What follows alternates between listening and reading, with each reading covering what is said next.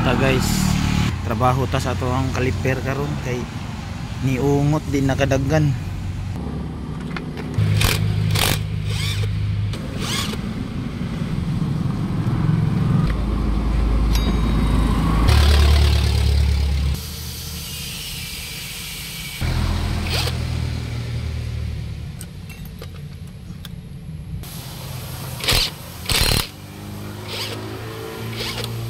Hus ni taod na nato na.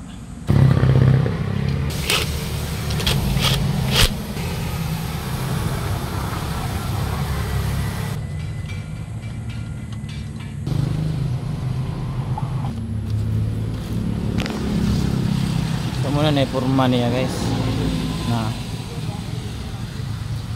dara bagong hose nga itong gibutang.